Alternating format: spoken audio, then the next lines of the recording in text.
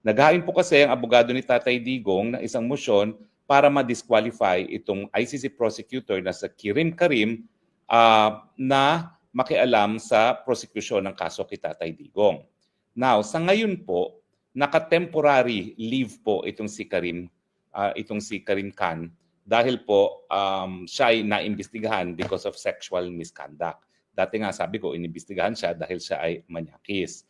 So, hindi po talaga siya ngayon sumasapi. Pero may posibilidad na bumalik siya kasi nga po, temporary lang yung leave niya. At ang motion na hinihingi ng mga abogado ngayon ni Tatay Digong ay permanente na wag siyang payagang mag-participate sa paglilitis ng kaso. Now, para maintindihan nyo bakit pinapadisqualify itong ICC prosecutor na ngayon po ay naka-voluntary leave habang iniimbestigahan for being manyakis, dapat nating balikan ano yung pagkakaiba ng ICC sa hukuman natin na na-influence ng mga Amerikano. No? Yung mga Europeans, yan yung tinatawag nating inquisitorial. Yung inquisitorial, hindi nila binibigay yung obligasyon na kumalap ng ebidensya sa biktima o sa abogado ng biktima. Kung hindi, hukuman mismo ang kumukuha ng ebidensya. Ganyan yung sistema natin sa Pilipinas kung tayo nasa ilalim pa ng mga Espanyol at yung mga prosecutor sa Espanya hanggang ngayon, ang tawag sa kanila ay judge. Now, itong ganitong tradisyon na inquisitorial ay taliwas doon sa sistema na ating pinapatupad sa Pilipinas na ang tawag ay adversarial. Dito sa adversarial, yung mga partidos kasama na yung mga biktima ang siyang kumakalap ng ebidensya at sinusumite sa piskalya at sa hukuman.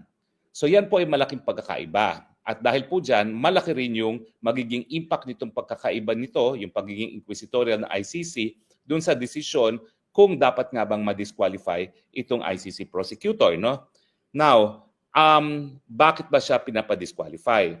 Well, una-una po, no, under the ICC, 3 po yung proseso na pinagdadaanan bago makarating sa confirmation of charges. Unang-una, yung preliminary examination. Itong preliminary examination, wala pong pakialam ang hukuman diyan. Ang tanging may pakialam diyan ay yung prosecutor. Now, ano hinahanap sa preliminary examination? Well, a preliminary examination ay humahanap ng reasonable basis to believe na mayroong crime na nagawa at dapat itong litisin sa ICC. Wala pong pakialam ang korte dyan. Tanging prosecutor lamang.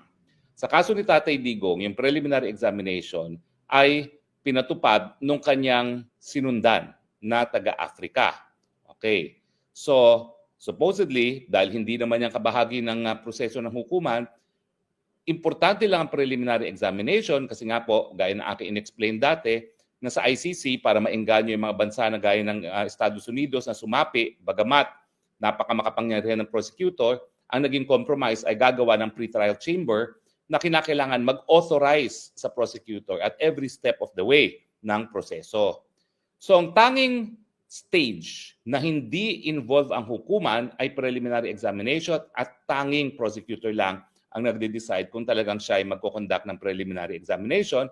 Ang standard dyan is reasonable basis to believe na mayroong crime na na-commit within the ICC jurisdiction. No?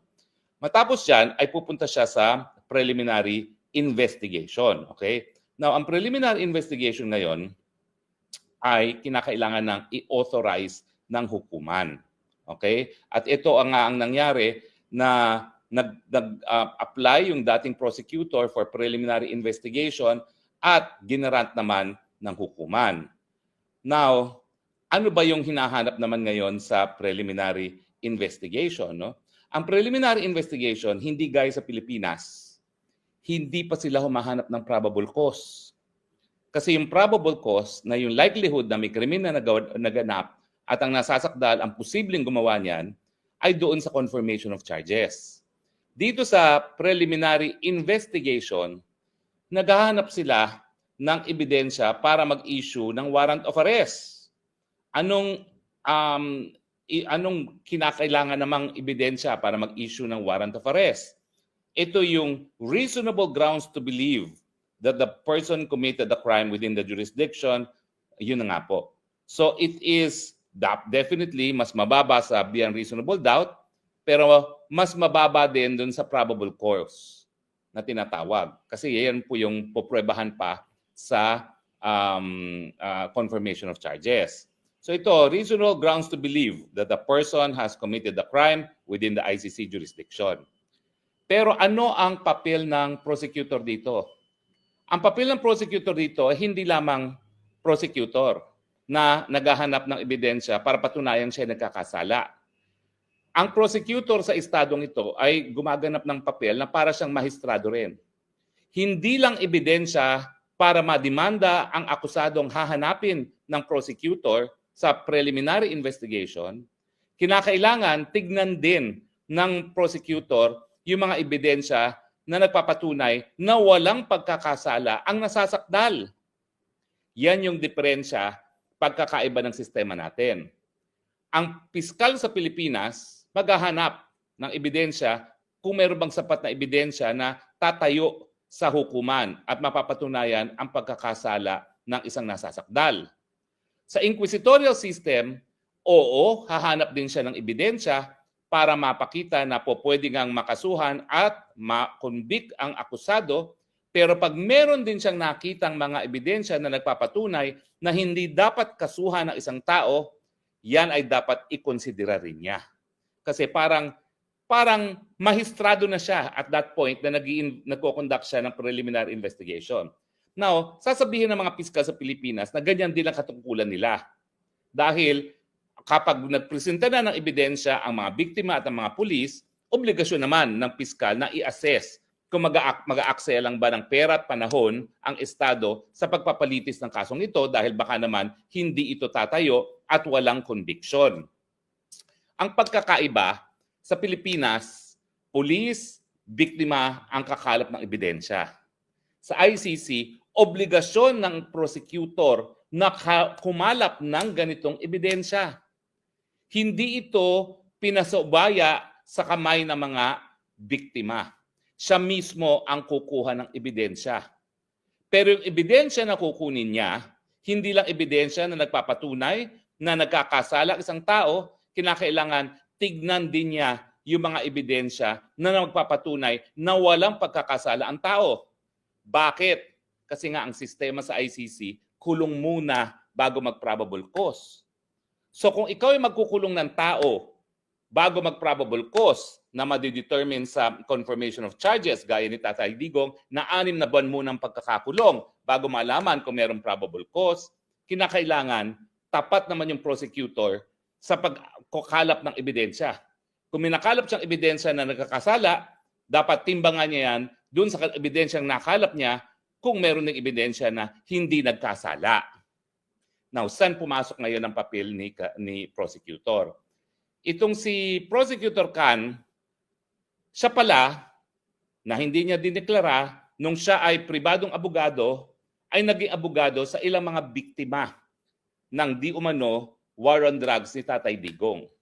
Hindi niya ito isinapubliko. Hindi niya ito dineklara sa hukuman. Bagamat, yung preliminary examination ay kinundak na kanyang predecessor. Nung pumasok siya, diyan nagsimula ang preliminary investigation na meron siyang obligasyon na sabihin na siya ay naging abogado sa mga complainants laban kay Tatay Digong. Anong epekto ng hindi niya pagdedeklara o pagpapas sa publiko nitong ganitong impormasyon? Well, nanumpa kasi sila bilang prosecutor na kapag sila ay nagko-conduct ng preliminary examination, dapat sila ay maging patas and objective. Paano ngayon magiging objective ang isang naging abogado ng complainant labang kay Tatay Digong? Yun ang dahilan kung bakit merong conflict of interest. Yung hindi niya pagpapapubliko at pagpapaalam sa hukuman na siya ay dating abogado ng ilang mga nagsasakdal, nagrereklamo labang kay Tatay Digong dito sa war on drugs, ay dahilan kung bakit siya ay naging bias na sa kanyang preliminary investigation. Tatandaan niyo po ha, ang pagkakaiba ng preliminary investigation sa inquisitorial system, dapat patas ka. Kasi nga, ang proseso ng hukuman, kulong ka muna bago mag-probable cause. So kinakailangan maging super patas ka na kung meron ka ring ebidensya na nagpapakita na wala talagang pagkakasala yung tao, dapat yan timbangin mo. At saka ka lang maghihingi ng warrant of arrest kung sa iyong paningin mas mabigat yung ebidensya na nagpapatunay na dapat nga siyang litisin kesa doon sa ebidensya na nagpapatunay na hindi siya dapat litisin. Pero itong issue ngayon sa disqualification ni Prosecutor Can, bakit hindi mo dineklara na abogado ka ng ilang mga nagrereklamo? Dahil yang pagiging abogado mo ay sigurado nakaapekto sa iyong pagiging impartial sa paninimbang ng ebidensya. Baka nga meron pa mga ebidensya na alam niyang narariyan na magsisilbing exculpatory o magpapatunay na dapat walang pananagutan ng Presidente Duterte pero hindi mo kinonsidera. Pag yan ay napatunayan, yan po ay prosecutorial misconduct. Yan ay isang pagkakaiba rin ng ating sistema. Dahil dito sa Pilipinas, hahanap at hahanap lang ng ebidensya ang piskal para tumayo ang kaso sa hukuman. Pero sa inquisitorial system, hahanap siya ng lahat ng ebidensya at kapag merong siyang nadiskubre na ebidensya na po pwedeng magpakita na hindi dapat o parusahan ng isang tao, dapat ilabas din niya yan at gamitin bilang basihan kung siya nga ay hihingi ng warrant of arrest. Naintindihan niyo po yun? Yun yung pagkakaiba at yun yung importansya ng ganitong motion ngayon para ma-disqualify si Prosecutor Can. Bagamat ngayon, hindi po siya aktibong nagpa-participate dahil nga siya ay on leave. Now, sa tingin ko, dapat talaga tignan ng hukuman ano yung mga ebidensya na exculpatory na hindi isinapubliko ni Karim Can. Ano yung mga ebidensya na magpapatunay na walang pagkakasala si Tatay Digong na hindi niya ilinabas at baka pa itinago dahil nga yung bias niya bilang dating pribadong abogado para sa mga complainants ay kasuhan na si Tatay Digong. Aba, kung merong ganyang ebidensya, hindi lang siya dapat ma-disqualify. Dapat siya ay matanggal pa sa kanyang posisyon. Now, ang sinabi rin na medyo talagang mabangis ay hindi dapat bigyan ng presumption of parang good faith itong prosecution dahil siya ngayon ay nasasakdal sa isang misconduct.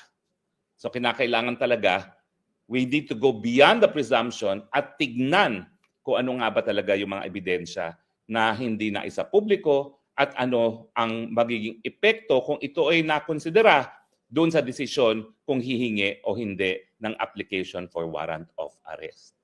Seryoso po ito. Ito po ang pinaka-importanting motion na nahayain na ng depensa ni Tatay Digong dahil yung dalawa namang motion ay in suspended animation, no? Yung interim release at saka yung ruling on jurisdiction. Yung interim release, pinabura na po ng hukuman na hindi sila magdedesisyon. Bakit? Kasi tanging akusado lang naman talaga ang pwede humingi ng interim release. Dahil dyan, kung ayaw muna mag-decide ayaw muna ng akusadong desisyonan yung interim release, bakit naman pagpipilitan ng hukuman? Pero yung pangalawa, yung issue of jurisdiction, wala pa pong desisyon ng hukuman.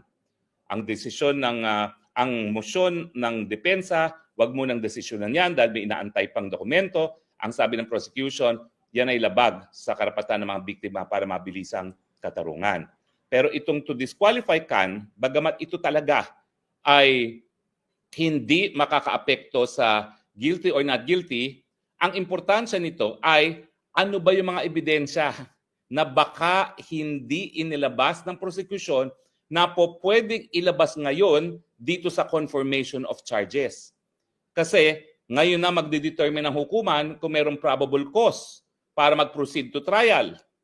So ang issue, yung mga ebidensya na hindi linabas, kung ilalabas ngayon, ito ba ay makaka-impluwensya sa desisyon ng hukuman kung dapat tumuloy o hindi ang kaso. So, ganyang kaimportante po yan. Dahil kung merong alam naman ng depensa na ebidensya na hindi binigyan ng pansin ng prosecution nung sila'y humingi ng warrant of arrest, mailalabas ngayon yan. At po pwede maging basihan ng hukuman para sabihin, mali nga ang prosecution nung humingi sila ng warrant of arrest at wala ngang probable cause. So depende kung ano yung ebidensya na hindi ikinonsidera, hindi isinapubliko ni Kan, nakasalalay po ang issue kung magtutuloy o hindi ang paglilitis kay Tatay Digong. Well, ganito lang naman po ang magiging diskusyon natin sa kaso ni Tatay Digong dahil ako nga po ay hindi kasapi sa legal team ni Tatay Digong at pinagbibintangan na naghihimasok. Pero ako naman po, kakilala niyo po ako. Napakatagal ko na pong pinapaintindi ang batas sa ating mga kababayan. Gagawin ko po yan whether or not I'm part of the team, and I will be impartial and objective dahil kapag ako hindi naman naging ganyan, hindi naging pata sa aking diskusyon, wala na pong makikinig sa akin. So ang aking pagiging pata sa diskusyon ng mga issue na lumalabas sa kaso ni Tatay Digong, ang primary na nais ko pong mangyari, mapaintindi sa inyo kung anong nangyayari. Pero hindi naman kayo makikinig sa akin kung hindi ako magiging patas sa aking mga eksplanasyon. Kaya ang aking pangako, lahat po ng sa aking pagdidiskurso ng mga issues at mga pangyayari sa hukuman, asahan niyo po. Bagamat tayo po ay nagmamahal kay Tatay Digong, tayo po ay magiging isang impartial na observer. Ang aking ninanais maintindihan ng proseso, bagamat paminsan-minsan, ako rin po ay magkakaroon ng kuro-kuro kung tama or mali. Pero sa ngayon po, suportado ko po ang defense team ni Tatay Digong dahil kung merong ngang mga ebidensya na nagpapakita na dapat wag nang kasuhan si Tatay Digong na hindi ilinabas ni Prosecutor Kan, hindi lang siya dapat ma-disqualify, dapat pa siyang matanggal as prosecutor, dapat siguro matanggalan ng titulo bilang abogado sa England, at dapat i-dismiss na ang kaso pagdating ng confirmation of charges. Malinaw po ang aking posisyon.